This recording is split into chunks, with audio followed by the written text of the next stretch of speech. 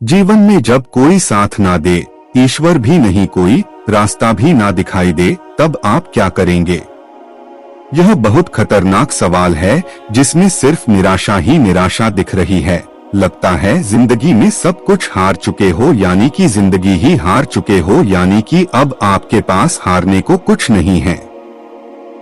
जब आपके पास हारने को कुछ नहीं है तो आप ऐसी स्थिति में कोई भी जोखिम उठा सकते हैं, और ये एक कटु सत्य है कि बिना जोखिम उठाए आप जिंदगी की हारी बाजी नहीं पलट सकते। तो आप भी वो ही करिए।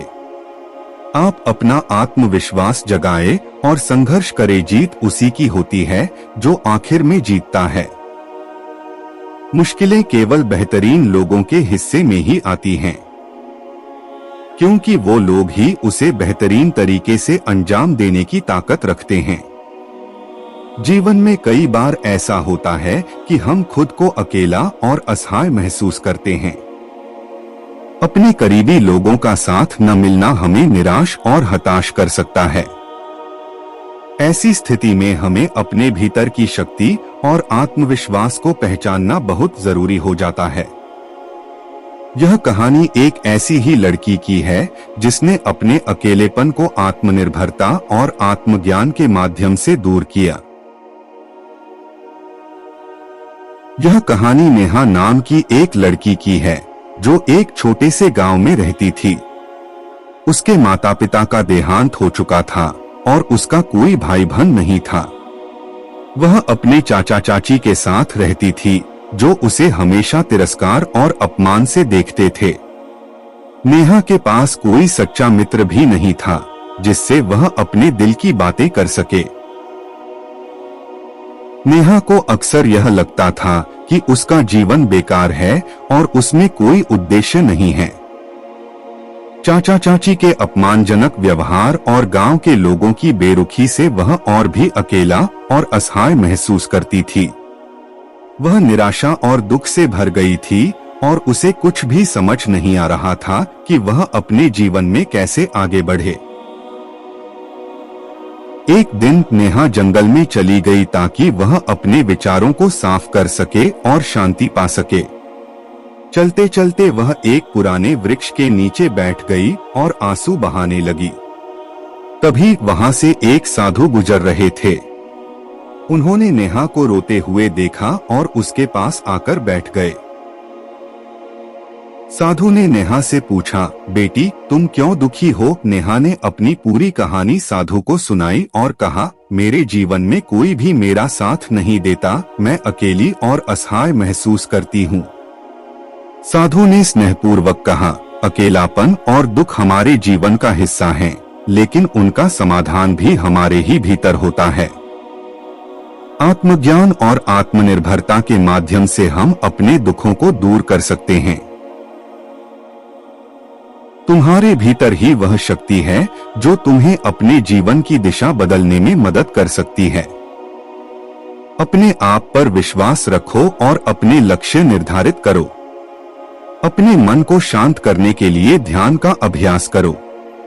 यह तुम्हें आत्मज्ञान की ओर ले जाएगा और तुम्हारे भीतर की शांति को जागृत करेगा। करुणा केवल दूसरों के प्रति ही नहीं बल्कि स्वयं के प्रति भी होनी चाहिए। अपने प्रति करुणा और प्रेम दिखाओ, इससे तुम्हारा आत्मसम्मान बढ़ेगा। नेहा ने साधु की बातों को दिल से मान लिया और अपने जीवन में बदलाव लाने का संकल्प किया। उसने नियमित ध्यान करना शुरू किया और अपने भीतर की शांति को महसूस किया। नेहा ने अपने कौशल को निखारने के लिए मेहनत करना शुरू किया और छोटे छोटे लक्ष्यों को निर्धारित किया। नेहा ने अपने लिए एक छोटा सा व्यवसाय शुरू किया। उसने अपनी मेहनत और ईमानदारी से गांव के लोगों का विश्वास जीतना शुरू किया। धीरे धीरे उसका व्यवसाय बढ़ने लगा और उसकी आर्थिक स्थिति में सुधार आया।